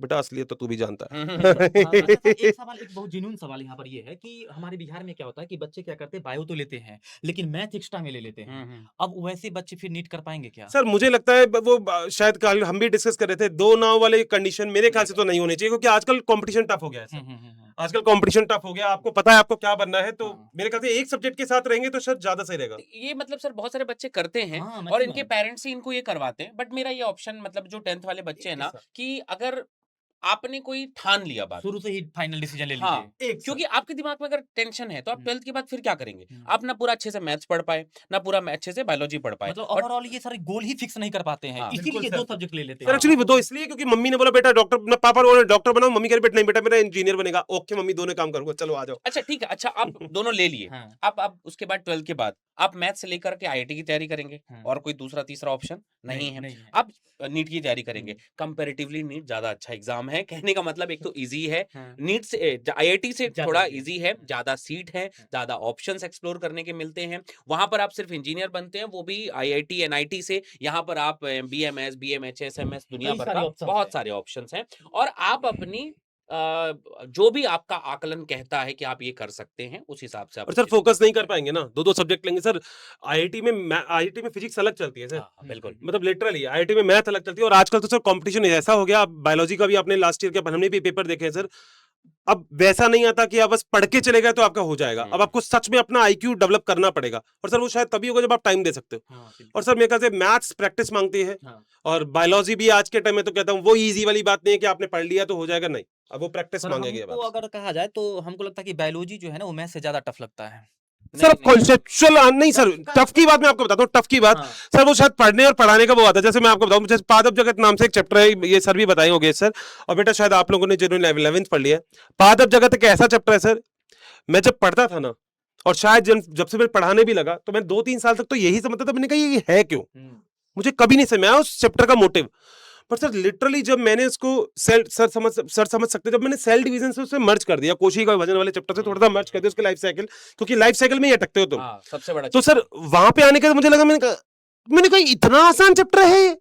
मैंने कहा मैं तब से समझता रहता था ये इसका क्या है, एन है, 2n है, क्या है, फलान निकालने, सर मगर लिटरली ये समझाने और समझने का और समझाने का फेर है सर। कुछ मतलब बेसिक चीज मैं ये कहूंगा सर कि आप बायोलॉजी को आसान ना तभी कर सकते हैं जब आप उससे प्रेम करें, फील करो है ना, फील करें। वो कई लोग कहते हैं ना बायोलॉजी रटी जा सकती है, मैं हमेशा कहता था जा 206 हड्डियां याद करके अब, और ये मतलब जो प्लांट फिजियोलॉजी है, ह्यूमन फिजियोलॉजी है, इन सब चीजों को जिस दिन देखोगे ना, चक्र फक्र इन सब के, इसके बाद ये, इसके बाद ये, इसके बाद ये, प्राण वगैरह उड़ जाते हैं। ये भी आता है कि बायोलॉजी में इतने बड़े बड़े वर्ड होते हैं ना, मैं तो पढ़ ही नहीं पाता, याद कैसे करूं उसको। नहीं सर मैं सच बताऊं, मैं एक चीज बताता हूं सर, हर्षित सर आप बताना, जब मैं 12th पढ़ता था ना, मतलब मैं 11th-12th पढ़ता था, मेरा पहला टारगेट ये होता था मैं ऐसा पढ़ूंगा कि जब किसी को बताऊंगा ना, तो सर हमारे अभी वो चैप्टर हट गया, एक टॉपिक था उसमें एबेलमोस्कस एस्कुलेंथस, है ना, अब ये भिंडी का दूसरा नाम है ना, वो टॉपिक था कि वो उसकी प्रजाति है।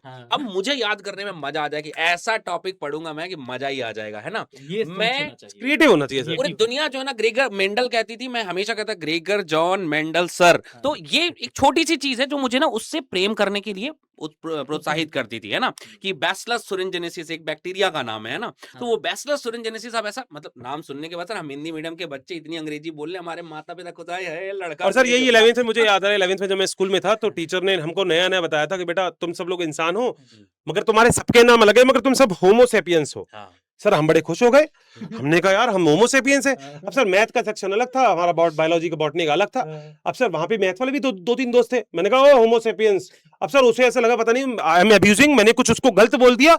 सर वो जाके कंप्लेंट करने, हाँ वो जाके सर कंप्लेंट करने गया, कंप्लेंट करने जाने के बाद प्रिंसिपल सर से बोलता है, प्रिंसिपल सर हमारे कॉमर्स के थे, यूं कहते सर ये मेरे को होमोसेपियंस बोल रहा है। मैंने कहा सर हम सभी होमोसेपियंस हैं। तो सर उनको भी लगा कि ये क्या, मतलब सर देखो क्रिएटिविटी है, हम सबकी इतनी क्रिएटिविटी है कि हमको अच्छा लगता है नई चीजें। और मेरे को लगता है सर फटाफट से अब ये बच्चा भी समझना चाह रहा है, थोड़ा उसको कंप्लीट करे। तो बेटा प्लांट फिजियोलॉजी और जेनेटिक्स वही होती है अनुवांशिकी, जो आपको सच में थोड़ा सा ज्यादा ध्यान रखने की यहाँ पे जरूरत है। इसमें 12th में जो साइंस है पीसीबी का ग्रुप होगा, जानते हो ना पीसीबी तो, है ना, फिजिक्स केमिस्ट्री बायोलॉजी, कोई दिक्कत वाली बात नहीं होनी चाहिए। वही एग्जाम यहाँ पे इंपॉर्टेंट हो जाता है आपका मिनिमम में 17 साल है, मतलब 17 साल भी अगर मैं आज की आपसे अभी की बात करता हूँ तो 31 दिसंबर 2026 जो अभी चल रहा है तब तक आपकी एज मेरे ख्याल से लगभग हो जानी चाहिए। कैटेगरी वाइज यहाँ पे परसेंटेज रिक्वायरमेंट होती है, मैं कह रहा हूँ सब छोड़ो, फर्स्ट रैंक लानी है, कैटेगरी वेटेगरी क्या मैक्सिमम एज भी तो बता दीजिए सर। मैक्सिमम एज का कोई क्राइटेरिया नहीं है सर, आराम से, मगर मैं कह रहा हूँ क्यों करना भाई, मैक्सिमम कुछ नहीं करना भाई। मतलब ऐसा कि तुम भी तुम्हारे पिताजी को लेकर भी ऐसा हो रहा है, 65-70 साल के लोग, मगर बेटा नहीं बिल्कुल नहीं, वो सोचना ही नहीं है, मतलब जो करना नहीं वो सोचना भी नहीं। बच्चे के मन में एक सवाल हो सकता था ना सर कि मिनिमम बता दिए, मैक्सिमम नहीं बता। हाँ मैक्सिमम कोई नहीं बेटा, कितना भी बार आप दे लो एग्जाम। बिल्कुल सही है सर। यहाँ पे एनसीईआरटी को बाइबल में, मैं लिटरली बोल रहा हूँ, एनसीईआरटी सामने रखो, हम जो पढ़ाएं उसके बाद बस एनसीईआरटी पढ़ लो, मगर पहले नोट्स देन एनसीईआरटी, ये इंपॉर्टेंट होता है। रोज 50 से 100 आपको एमसीक्यू करने हैं, आपको लगाना है, मतलब दिन भर मान लो आपको करना है। और मैं कह रहा हूँ एमसीक्यू ऐसे नहीं करने, क्या होते हैं एमसीक्यूज वगैरह वो सब कुछ हम आपको बताएंगे, क्वेश्चन आंसर होते हैं, ऑब्जेक्टिव टाइप होते हैं, मगर आपको ओएमआर जो शीट होती है उसके साथ करने हैं। बबल भरने की प्रैक्टिस अगर करते रहोगे तो एक बार तो ऐसे बबल भर दोगे कि आपको पता भी नहीं लगेगा। स्पीड बनानी है, रिवीजन के लिए आप फ्लो चार्ट वगैरह बना सकते हो, रे आउटलुक होता है ना, रे डायग्राम, है ना, तो रे डायग्राम वो सजाने वजाने वाला मुझे बड़ा शौक है, तो उस तरीके से आपको करना है। बहुत बढ़िया। खुद पर विश्वास, यार क्या कहना है इसके बारे में, खुद पर विश्वास करो। पापा के सामने जाने के बाद पापा से 100 रुपए मांगने, खुद पे विश्वास होना चाहिए, यस मिल जाएंगे। अगर विश्वास है तो मांगो, लगता है थप्पड़ मिल जाता है फिर 100 रुपए मिल जाएंगे तो भी मांग लो, क्या फर्क पड़ रहा है एक थप्पड़ के बाद 100 रुपए। सर मैं तो मांग लेता था। हर मुश्किल को, टॉपिक को डायग्राम से क्लियर करो भाई, डायग्राम इंपॉर्टेंट है और कुछ नहीं है, बायोलॉजी विद द डायग्राम। और सबसे बड़ी खास बात ये, थैंक यू मैं कह रहा हूँ लिटरली सर, पहली बात तो निशांत सर और Yogesh sir, thank you so much. एक इतना अच्छा सेशन, मतलब आप लोगों के साथ मैंने एंजॉय किया, मैं तो एंजॉय बोलूंगा, ज्वाइन तो सर दुनिया करती है, मैं तो एंजॉय किया मैंने इसको, पता नहीं लगा कब टाइम पूरा हो गया, बट ये सेशन आप लोगों के लिए तभी अच्छा है जब आप लोग सच में इससे कुछ सीखो, जब लोग आप पॉजिटिव माइंडसेट से रहो। जो मैंने आपसे बोला था सर, ब्लड ग्रुप कोई भी हो बट ऑलवेज बी पॉजिटिव। हाँ सर, एक लास्ट सवाल, इसके बाद हम लोग ओवर कर लेंगे। सर, अगर कोई बच्चा 11th में है तो उसके लिए हिंदी मीडियम में कौन से बैच है? सर देखो, वैसे नीट वाला हिंदी माध्यम वाला जो चैनल है उसके ऊपर तो बच्चा आ ही सकता है। बाकी सर अर्जुना एक बैच होता है, अर्जुना। सर अर्जुना जो बैच होता है वो 11th क्लास का बैच होता है। लक्ष्य जो है वो 12th क्लास का बैच होता है। और एक यकीन बैच है जो ड्रॉपर के लिए। ड्रॉपर समझते हो ना आप? तो बस, तो अगर आप 10th अभी पास कर ली है, स्वागत है अर्जुना में। अगर आपने 11th पास कर ली है तो स्वागत है लक्ष्य में। और अगर आपने 12th भी पास कर ली है तो 11th 12th आपको दोनों पढ़नी पड़ेगी ना, तो उसका एक बैच है यकीन बैच, तो स्वागत है यकीन में। मगर मैं कह रहा हूँ 11th 10th पास किया है, अर्जुना हो, लक्ष्य निपटाओ, सिलेक्शन ले जाओ, तैयार बैठा है तो ये सिलेक्शन वाला। सारा प्लान आप लोगों को बता दिया गया, बहुत बढ़िया, सारा कुछ हो गया। बहुत मजा आया भैया, प्यास व्यास लग रही है, बहुत भयंकर। तुम जाओ और तुम मचा दो आज। घर वालों से ऐसे करके ऐसे आशीर्वाद देना, एक बार कह रहा जय हो, जय भवानी, जय भवानी। ठीक है, गोरिल्ला गैंग जिंदाबाद। Thank you so much, have a nice day, bye bye, take care. Sir Nishant sir thank you so much, मजा आ गया आज आपके साथ। Yogesh sir thank you so much, बहुत अच्छा लगा आपसे मिलकर सर, बहुत अच्छा लगा। वैसे हम रोज मिलते हैं मगर आज बहुत अच्छा लगा। Thank you so much sir, thank you, have a nice day, bye bye, take care, love you all, bye bye.